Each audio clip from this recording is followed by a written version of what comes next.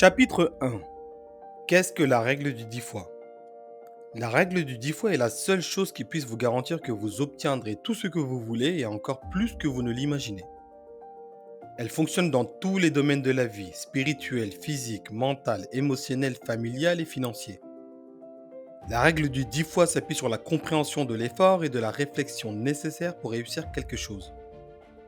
Il y a de fortes chances que si vous regardez votre passé, vous verrez que vous avez grandement sous-estimé les mesures et les raisonnements nécessaires pour mener à bien un projet, au point qu'on puisse le qualifier de succès.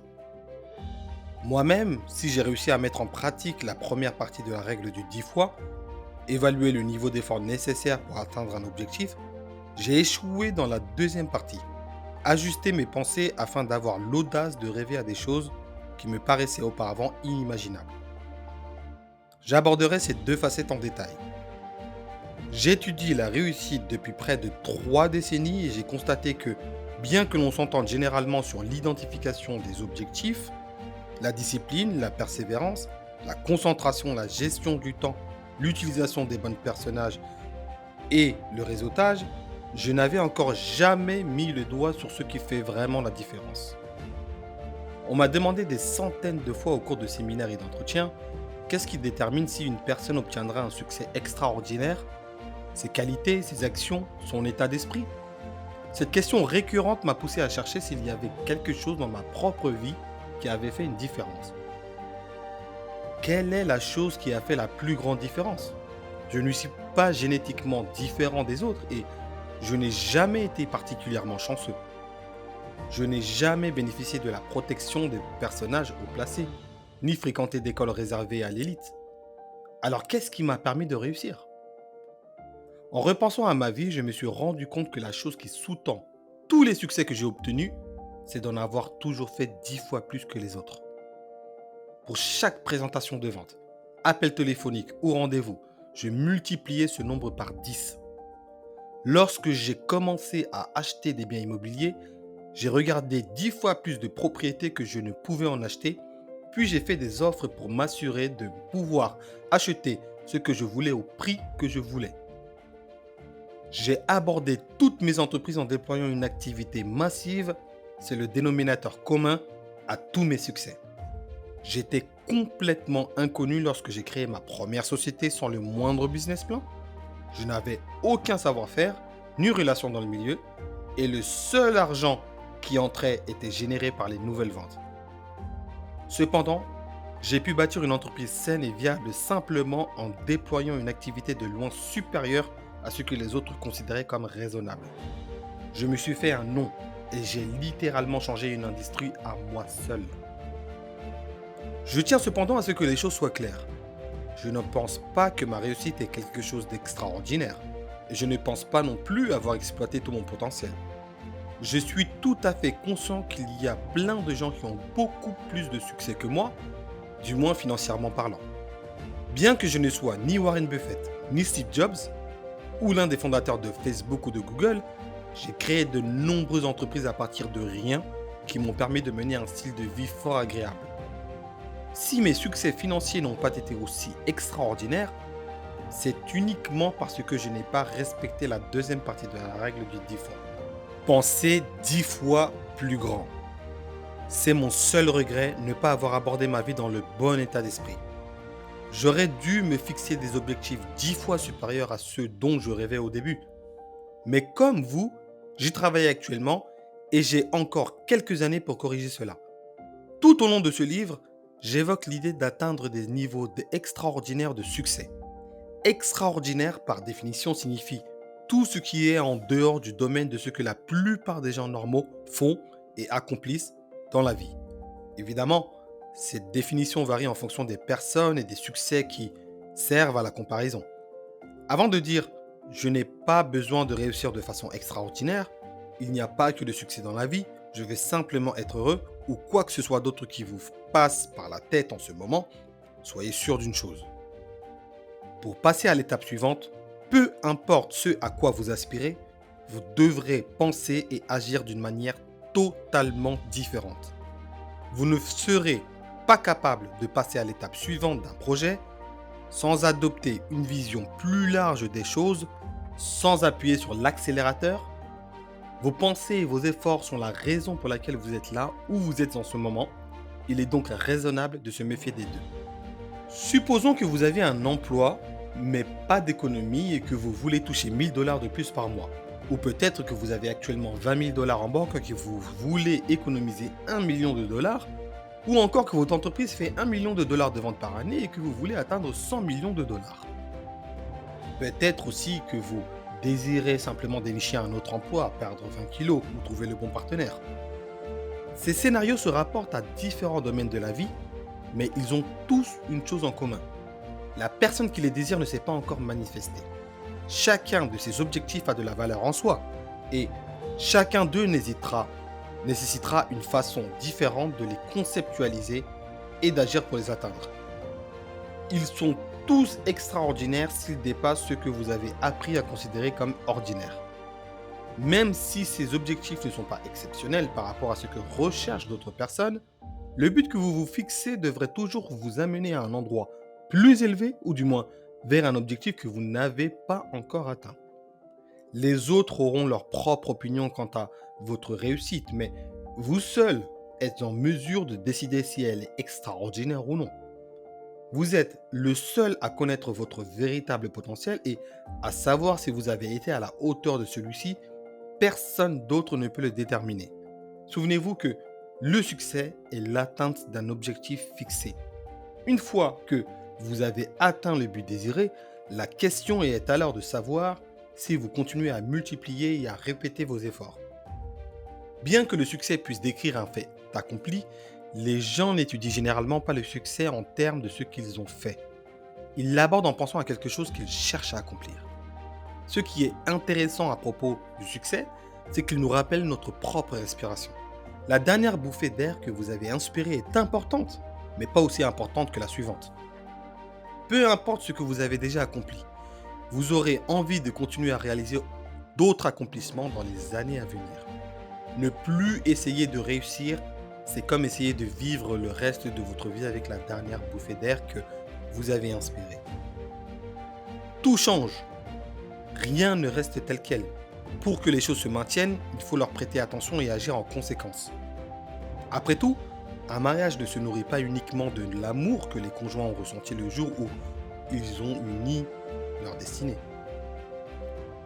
Les gens qui réussissent, tant dans leur vie professionnelle que personnelle, continuent de travailler, de produire, de créer, même après avoir atteint la prospérité. Le monde regarde ces gens avec étonnement et confusion, en posant des questions comme « Pourquoi continues-tu à travailler ?» La réponse sincère est simple. Les gens qui ont connu un grand succès savent qu'ils doivent continuer à faire des efforts s'ils veulent réaliser de nouveaux projets. Dès que l'on renonce à atteindre l'objet ou le but désiré, le cycle du succès prend fin.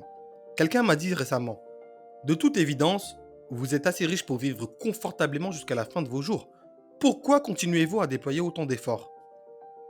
Parce que je suis obsédé par l'idée de réaliser encore plus d'accomplissements. Je tiens absolument à laisser un héritage et une empreinte positive sur notre planète.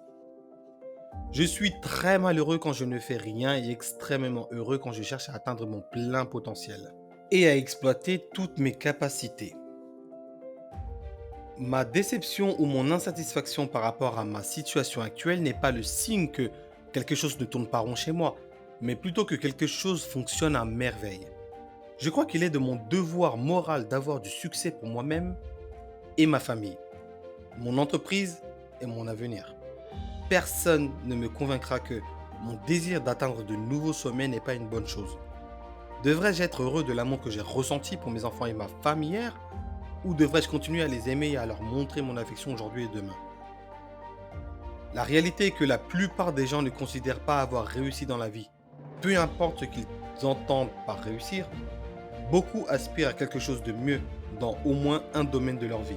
Ce sont ces personnes qui liront ce livre, les insatisfaits qui aspirent à quelque chose de mieux, et vraiment qui ne veulent pas entretenir de meilleures relations humaines, passer plus de temps de qualité avec ses proches, vivre plus d'expériences mémorables, jouir d'une meilleure santé, avoir plus d'énergie, développer sa spiritualité et contribuer au bien-être de la société. Le point commun de toutes ces aspirations est le désir de s'améliorer, et c'est une qualité à l'aune de laquelle d'innombrables personnes mesurent leur propre succès. Peu importe ce que vous voulez faire ou être, que ce soit perdre 5 kilos, écrire un livre ou devenir milliardaire, votre désir d'atteindre ces objectifs est un élément incroyablement important pour y parvenir. Tous ces objectifs sont vitaux pour votre survie parce qu'ils indiquent ce dont vous êtes capable. Quel que soit l'objectif que vous vous efforcez d'atteindre, vous devrez penser différemment, adopter une attitude inébranlable et prendre des mesures massives qui représentent 10 fois ce que vous jugez nécessaire, suivi d'autres mesures du même genre. Presque tous les problèmes auxquels les gens font face dans leur carrière et dans leur vie, l'échec d'un régime, un mariage qui bat de l'aile ou des problèmes financiers, sont tous le résultat d'un manque de mesures appropriées. Alors, avant de vous dire pour la millionième fois je serais heureux si seulement j'avais ceci ou cela, je ne veux pas être riche, mais simplement vivre confortablement, ou j'en veux juste assez pour être heureux, vous devez comprendre un point essentiel. Limiter le niveau de succès que vous désirez atteindre est en soi une violation de la règle du 10 fois. Quand les gens commencent à poser des limites à leur propre réussite, je vous assure qu'ils finissent toujours par revoir à la baisse ce qui est nécessaire pour réussir et par échouer lamentablement à faire ce qu'il faut pour conserver ce qu'ils ont acquis. C'est le point central de la règle du 10 fois. Vous devez vous fixer des objectifs qui sont 10 fois supérieurs à ce que vous pensez vouloir et ensuite faire 10 fois ce que vous pensez qu'il faudra faire pour atteindre ces objectifs. Les pensées massives doivent être suivies par des actions massives. Il n'y a rien d'ordinaire avec la règle du 10 fois. Le nom le dit. Multipliez par 10 les pensées et par 10 les actions. La règle du 10 fois fait appel à une mentalité de pure domination. Vous ne devez jamais faire ce que font les autres. Vous devez être prêt à faire ce qu'ils ne feront pas et même à prendre des mesures que vous jugeriez déraisonnables. Cette mentalité de domination n'a pas pour but de manipuler les autres. Il s'agit plutôt d'être un modèle pour les autres dans les domaines de la pensée et de l'action. Votre état d'esprit et vos actes devraient être le maître étalon qui permet aux autres de mesurer leur propre réussite. Ceux qui adoptent la règle du 10 fois ne s'approchent jamais d'une cible en visant précisément à atteindre cet objectif. Au contraire, ils chercheront à dominer l'ensemble du secteur et ils prendront des mesures déraisonnables pour le faire. Si vous entreprenez une tâche en ayant à l'esprit de restreindre l'impact du résultat obtenu, vous réviserez à la baisse les mesures nécessaires pour atteindre cet objectif. Voici la liste des erreurs les plus courantes lorsque les gens se fixent des objectifs à atteindre. Rater la cible en se fixant des objectifs trop bas et en ne tenant pas compte du niveau de motivation que cela requiert. Sous-estimer grandement ce qu'il faudra en termes d'action, de ressources, d'argent et d'énergie pour atteindre un objectif. Consacrer trop de temps à la concurrence et pas assez de temps à dominer leur secteur. Sous-estimer l'ampleur de l'adversité qu'ils devront surmonter afin d'atteindre réellement l'objectif qu'ils se sont fixés. Le problème des faillites en série auxquelles les États-Unis ont été confrontés est un parfait exemple de cette série de faux pas. Ceux qui ont été victimes de cette situation ont mal ciblé leurs objectifs, sous-estimé le nombre de mesures nécessaires et se sont concentrés trop intensément sur leurs compétiteurs au lieu de créer une situation où les revers imprévus n'auraient aucun effet sur eux. Les gens se sont comportés comme des moutons en adoptant une mentalité basée sur la concurrence plutôt que sur la domination pendant le boom immobilier. Ils se sont dit « Je dois imiter mon collègue, mon voisin, mon beau-frère » alors qu'ils auraient dû se dire « Je dois faire ce qui est le mieux pour moi ». Malgré ce que beaucoup de gens prétendent ou veulent croire, la vérité est que tous ceux qui ont souffert de l'effondrement du marché immobilier et du désastre des saisies qui ont suivi ne s'étaient pas fixés des objectifs valables pour assurer leur propre survie. Le nombre de saisies a ensuite eu une incidence sur la valeur des maisons dans l'ensemble du pays. Et lorsque le marché immobilier s'est effondré, il y a eu un impact négatif sur tout le monde, même sur ceux qui n'avaient pas investi dans l'immobilier. Le chômage a soudainement doublé puis triplé. Par conséquent, des industries ont été paralysées, des entreprises ont fermé leurs portes et des comptes de retraite ont fondu comme neige au soleil. Même les investisseurs les plus sophistiqués se méprennent sur la quantité exacte de richesse nécessaire pour résister à ce genre de tempête. Personne ne vous empêche de blâmer les banques, la Réserve fédérale, les courtiers en prêts hypothécaires, le timing, la malchance ou même Dieu si vous voulez, mais la réalité est que les acteurs économiques, moi y compris, ainsi que d'innombrables banques, sociétés et même de grandes industries, n'ont pas réussi à évaluer correctement la situation. Quand les gens ne se fixent pas des objectifs 10 fois plus supérieurs à ceux qu'ils avaient d'abord envisagés, et ne parviennent donc pas à fonctionner à des niveaux 10 fois supérieurs, ils se laissent souvent séduire par l'idée de devenir riches rapidement et deviennent ainsi vulnérables aux soubresauts du marché. Si vous vous étiez occupé des mesures que vous deviez prendre en visant à dominer votre secteur, vous n'auriez probablement pas cédé à ce genre de tentation. Je le sais parce que ça m'est arrivé. Je me suis moi-même retrouvé dans cette situation parce que je n'avais pas correctement multiplié mes objectifs par 10 et que je me suis laissé séduire par des propositions malhonnêtes. Un jour, quelqu'un m'a approché, a gagné ma confiance et a prétendu pouvoir me faire gagner beaucoup d'argent si seulement j'acceptais d'unir mes forces aux siennes et à celles de sa société. Parce que je n'avais pas suffisamment confiance en moi, je suis tombé dans son piège et la chute a été douloureuse. Si j'avais bien fixé mes propres objectifs, j'aurais été tellement occupé à faire le nécessaire pour les atteindre que je n'aurais même pas eu le temps de rencontrer cet escroc. Si vous regardez autour de vous, vous verrez probablement que l'humanité dans son ensemble a tendance à viser plutôt bas. En fait, de nombreuses personnes ont été programmées pour se fixer des objectifs qui ne correspondent même pas à leurs propres désirs. On nous a appris ce qui est considéré comme beaucoup d'argent, ce qui détermine si nous sommes riches, pauvres ou dans la classe moyenne. Nous avons des notions prédéterminées sur ce qui est juste, ce qui est difficile, ce qui est possible, ce qui est éthique, ce qui est bien ou mauvais, ce qui est laid, ce qui a bon goût, ce qui paraît bien et ainsi de suite. N'allez donc pas croire que le choix de vos objectifs n'est pas influencé par ces paramètres préétablis. Tout objectif que vous vous fixez va être difficile à atteindre et vous serez inévitablement déçu à certains moments en cours de route. Alors pourquoi ne pas vous fixer dès le début des objectifs beaucoup plus ambitieux que ceux que vous avez jugés dignes d'être atteints?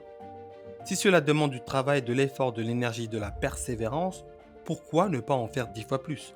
Et si vous vous sous-estimez vos propres capacités, mais peut-être me direz-vous, est-ce que je ne risque pas d'être amèrement déçu si je me fixais des objectifs irréalistes? Prenez quelques instants pour étudier l'histoire ou, mieux encore, revenez simplement sur votre passé. Il y a de fortes chances que vous ayez été plus souvent déçu en vous fixant des objectifs excessivement modestes et en les atteignant, pour ensuite être consterné de ne pas toujours avoir ce que vous vouliez.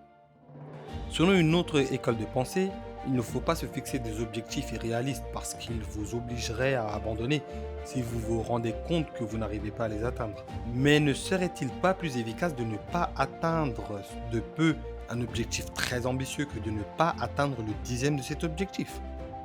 Disons que mon objectif initial est de gagner 100 000 $ et que je décide ensuite de monter la barre à 1 million de dollars.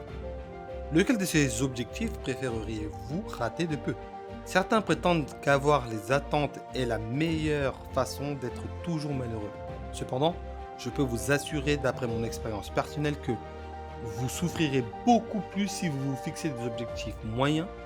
Vous n'investirez tout simplement pas l'énergie, les efforts et les ressources nécessaires pour tenir compte des variables et des conditions imprévues que vous rencontrerez en cours de route. Pourquoi passer votre vie à gagner seulement assez d'argent pour finir avec pas assez d'argent? Pourquoi faire de l'exercice à la salle de sport seulement une fois par semaine, juste pour vous fatiguer et ne jamais voir votre silhouette s'améliorer? Pourquoi se contenter d'être assez bon dans quelque chose quand on sait que le marché ne récompense que l'excellence? Pourquoi travailler 8 heures par jour dans un emploi où personne ne vous apprécie, alors que vous pourriez être une superstar et peut-être même diriger ou posséder l'entreprise pour laquelle vous travaillez? Tous ces exemples nécessitent de l'énergie, mais seules les cibles 10 fois plus grandes que la normale entraînent de véritables gains.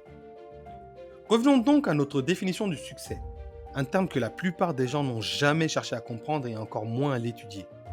Qu'est-ce que cela signifie vraiment d'avoir du succès, de réussir dans la vie? Au Moyen-Âge, le mot se référait souvent à la personne qui montait sur le trône. Le mot vient du latin succéder, ce qui veut dire aujourd'hui avoir un réel pouvoir. Avoir du succès signifie littéralement bien réussir ou atteindre un objectif ou une fin désirée. Le succès est donc une accumulation d'événements qui se sont bien déroulés ou dont les résultats escomptés ont été atteints. Envisagez les choses sous cet angle, vous n'allez pas penser que vous avez réussi votre régime si vous perdiez 5 kilos et en repreniez 6 autres dans les jours qui suivent. En d'autres termes, il ne s'agit pas simplement d'obtenir quelque chose, encore faut-il le garder. Vous auriez également avantage à bâtir sur ce succès pour assurer son maintien. Après tout, il est possible de tondre votre gazon en quelques heures, mais il finira par repousser. Vous devrez constamment entretenir votre jardin afin qu'il continue d'être défini comme une réussite. Il ne s'agit pas d'atteindre un objectif une fois pour toutes, mais de voir ce que nous pouvons continuer à créer à partir de ce premier succès. Avant de vous inquiéter du fait que vous devrez travailler là-dessus jusqu'à la fin de vos jours, je peux vous assurer que ce n'est pas nécessaire si vous multipliez dès le début vos objectifs par 10. Parlez à tous ceux qui ont connu un succès phénoménal dans la vie, quel que soit le domaine, et ces gens vous diront qu'ils n'ont jamais eu l'impression que c'était du travail. Mais la plupart des gens ont l'impression de travailler dur car leurs gains ne sont pas assez substantiels et leurs victoires ne sont pas assez éclatantes. Vous devriez mettre l'accent sur le genre de succès qui fait boule de neige, sur quelque chose qui se perpétue dans le temps plutôt que sur un objectif que l'on n'atteint qu'une seule fois. Ce livre traite de la façon d'accomplir une réussite extraordinaire, de s'assurer d'atteindre nos objectifs, de conserver nos acquis, puis de continuer à gravir les échelons sans avoir l'impression qu'il s'agit d'un travail. N'oubliez jamais, une personne qui minimise son potentiel de réussite fera le minimum pour atteindre ses objectifs et conserver ses acquis. Il est également essentiel de garder à l'esprit que l'objet que l'on désire acquérir, en d'autres termes le but ou la cible, n'a pas autant d'importance que l'état d'esprit et les mesures qui sont nécessaires pour atteindre des objectifs 10 fois supérieurs. Que vous souhaitiez devenir un conférencier professionnel, un auteur à succès, un PDG reconnu, un parent exceptionnel, un enseignant formidable, un conjoint modèle, être en pleine forme ou produire un film dont on parlera pendant des années, vous devrez sortir de votre zone de confort et vous engager à multiplier par 10 vos pensées et vos actions. Si vous désirez atteindre une cible ou un objectif, cela veut forcément dire que vous n'avez pas encore fait ce qu'il faut pour l'atteindre. Peu importe ce que vous avez déjà accompli. Tant que vous existerez, soit vous vivrez pour réaliser vos propres rêves, soit vous serez utilisé comme une ressource pour réaliser ceux de quelqu'un d'autre. Dans le contexte de ce livre, avoir du succès, c'est également le fait de franchir une nouvelle étape vers l'atteinte de ce que vous désirez. Et ce parcours changera pour toujours votre perception de vous-même, de votre vie, de la façon dont vous utilisez votre énergie et peut-être, plus important encore, comment les autres vous perçoivent. La règle du 10 fois vous invite à penser et à faire ce qu'il faut pour connaître un succès 10 fois plus gratifiant que tout ce que vous avez pu imaginer. Un tel succès ne s'atteint pas par des moyens normaux en entretenant des pensées et des actions dites normales. C'est pourquoi, même lorsque nous atteignons la plupart de nos objectifs, nous n'obtenons pas une entière satisfaction. Un voyage moyen, un mariage moyen, un compte en banque moyen, un poids moyen, une santé moyenne, une entreprise et des produits moyens ne sont que cela, moyens. Êtes-vous prêt à vivre l'aventure du 10 fois ? Les exercices recommandés. Quels sont les 2 composants de la règle du 10 fois ? Quelles sont les 4 principales erreurs que les gens commettent au moment de se fixer des objectifs ? Pourquoi est-ce une mauvaise idée de viser trop bas ? Êtes-vous prêt à mettre en pratique la règle du 10 fois ?